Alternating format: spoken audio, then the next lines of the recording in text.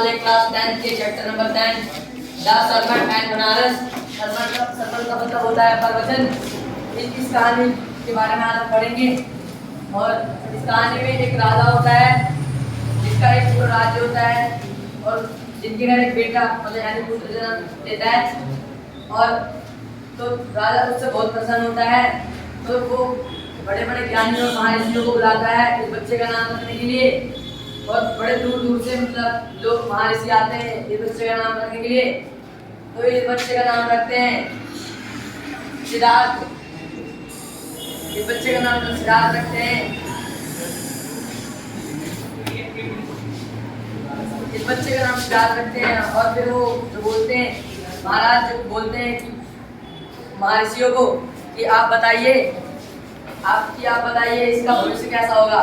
तो महाराज ऋषि बोलते हैं या तो ये एक बहुत अच्छा राजा और बहुत ग्रेट राजा बनेगा, या तो ये एक बहुत अच्छा रिलीजियस यानी धार्मिक गुरु बनेगा, धर्म की स्थापना करेगा।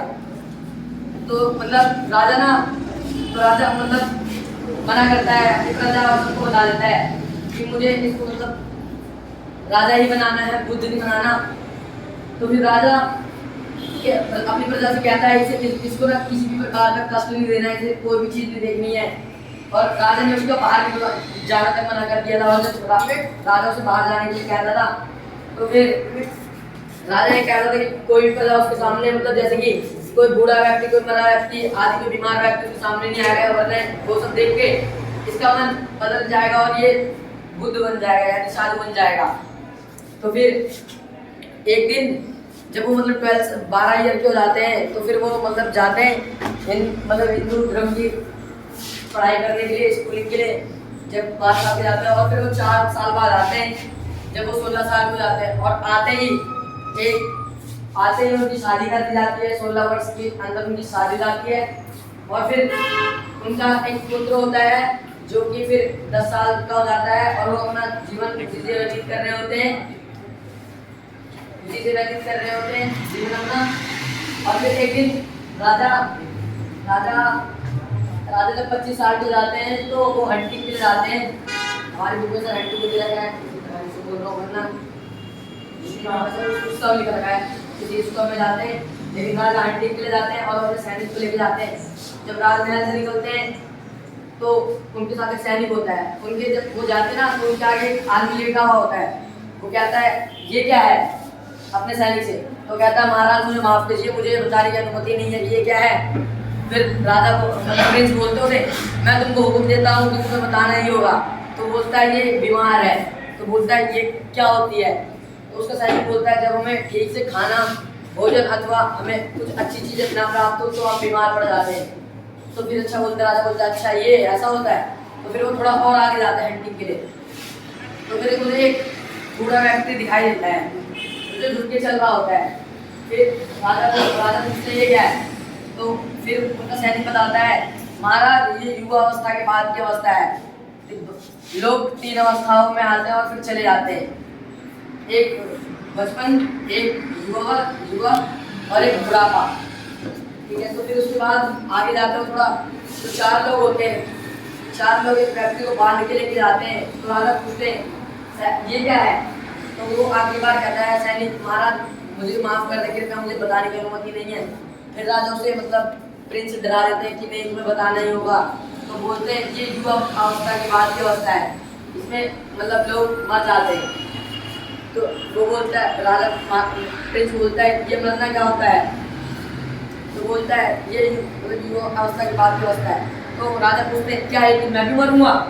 तो महाराज वो सैनिक बोलता है हाँ एक ना एक दिन सभी को मरना ही है।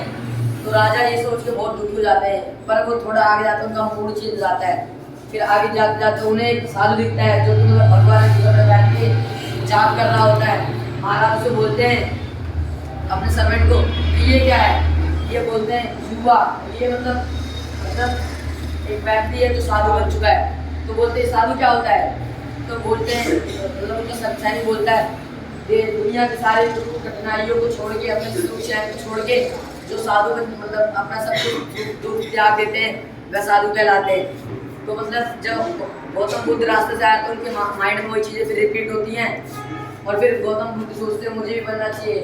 तो मतलब उनको जो डर होता है, जो उनका डर होता है, मतलब उनके पिता का वही सच हकीकत हो जाती है। तो हकीकत हो जाती है कि ये एक महाऋषि बनेगा। वो एक दिन मतलब एक बिहार में एक ट्री के नीचे मतलब है, वहाँ पे अपनी 7 दिन की तपस्या करते हैं और उन्हें मतलब प्राप्त हो जाता है कि ज्ञान।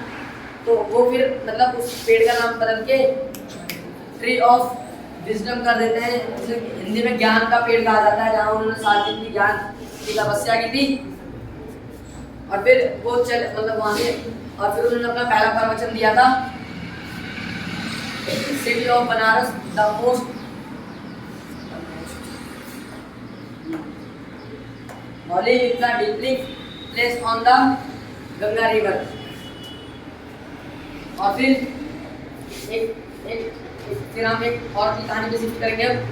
एक औरत होती है जिसका नाम होता है ईसा गौतमी। उसके बाद एक बच्चा होता है जो भी डेड कर जाता है और वो फिर अपने बच्चे को इधर और फिर ना वो मतलब अपने बच्चे की लाश ले अपने आस पड़ोस के घरों में जाती है, कहती है मुझे कोई ऐसी दवाई दे दीजिए जिससे मेरा बच्चा जिंदा हो जाए। और उसका जो बच्चा है वो बहुत छोटा रहता है, लगभग चल भी नहीं पाता है। फिर वो मतलब सभी घर घर जाके मांगती है। तो फिर एक बूढ़ा व्यक्ति आता है और उससे ईसा कौन उसे बोलती है कि कृपया मेरी मदद करें, मुझे कोई ऐसी दवाई दे दे जिससे मेरा बच्चा ठीक हो जाए। तो फिर वो बूढ़ा व्यक्ति से बोलता है तुम्हें सत्य की उंगली यानी गौतम बुद्ध के पास जाना चाहिए। जबकि सिद्धार्थ गौतम का नाम गौतम बुद्ध हो जाता है चेंज होके, क्योंकि वो 7 दिन तक तपस्या करता है और उन्हें ज्ञान प्राप्त हो जाता है। तो फिर आते अपनी कहानी में वापिस ईसा गौतमी जो कि फिर गौतम बुद्ध के पास जाते हैं, उनके चरणों में ना वो रख देती है अपने बेटे की लाश और फिर बोलती है महाराज मुझे प्लीज कोई ऐसी दवाई दीजिए जिससे मेरा बेटा ठीक हो जाए, वो फिर से जीवित हो जाए। तो मतलब ईसा गौतमी को बुद्ध कहते हैं तुम्हें मेरा एक काम करना होगा, तुम्हें बस सरसों के दाने लाने होंगे। वो ईसा गौतमी कहती है महाराज बस इतनी सी बात, मैं ना ले आऊंगी। और गौतम बुद्ध कहते हैं मेरी एक शर्त है, तुम्हें सरसों के दाने ऐसे घर से लाना होगा जिसके घर में कोई मरा ना हो, ना भाई ना बहन ना माता ना पिता ना उसका कोई दोस्त। वो कहते हैं महाराज वो जरूर लाऊंगी। और फिर वो चली जाती है आस पड़ोस के घरों में मांगने के लिए। उसे सब दे तो लेते हैं, लेकिन फिर जब उसको उससे सब पूछते मतलब फिर ईसा उससे पूछती है कि आपके घर में कोई मरा तो नहीं है। तो फिर वो कहती है हमें हमारे हाल पे छोड़ दो। औरतें जो होती है वो हमें कहती है हमारे हमें हाल पे छोड़ दो, हमें तुम मत वापस दिलाओ, कृपया कर तुम यहाँ से चली जाओ। फिर ऐसे ही चली जाती है। फिर एक घर में जाती है वो और फिर दोबारा कहती है प्लीज मुझे मस्टर्ड के दाने दे दीजिए, मेरा बेटा ठीक हो जाएगा उससे। तो सब उसमें दया करके दे देते हैं उसे। पर वो जब सबसे सवाल पूछती है तो सब यही जवाब देते हैं कि हमें हमारे हाल पे छोड़ दो, हम कुछ दुख से बाहर आ चुके हैं, कृपया तुम यहाँ से चली जाओ। तो फिर जब रात हो जाती है तारे टिमटिमाने लगते हैं तो ईसा गौतमी ना मतलब दुखी हो गए कि आज तो मुझे नहीं मिला। तो फिर वो बैठ जाते हैं, तारे टिमटिमाने होते हैं, कभी तारे चमक जाते हुए टंग जाते हैं, ऐसे होते रहते हैं। फिर ईसा गौतमी को समझ आ जाता आखिर में कि महाराज गौतम बुद्ध मुझे समझाना क्या चाहते थे कि एक दिन जो धरती पे आया है वो उसे मरना ही मरना है। और फिर गौतम बुद्ध उसे कहते हैं हे पुत्री मैं तुम्हें एक सत्य की बात बताता हूँ, जो इस धरती पे आया है वो मरेगा ही मरेगा। हमें अपना जीवन और बेकार नहीं करना चाहिए, वो सब चीज़ों से रोकर हमें अपने एक नई शुरुआत करनी चाहिए। और फिर ये चैप्टर एंड होता है।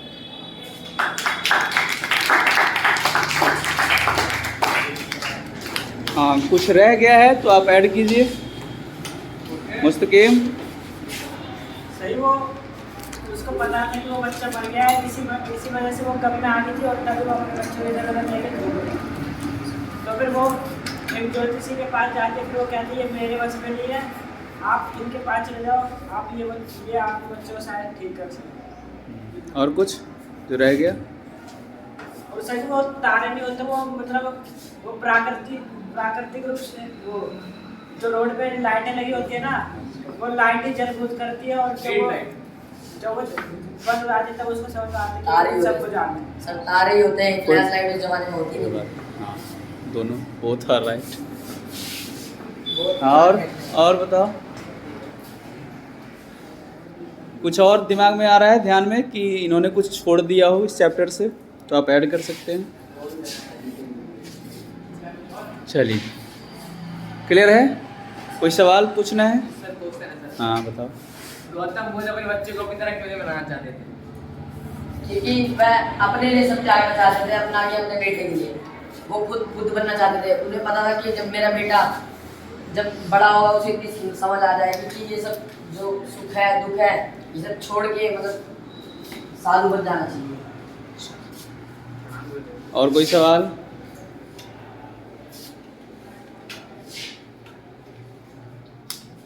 चलिए अब फीडबैक दीजिए, आंख बंद कीजिए, कमर सीधी, कमर सीधी, आंख बंद।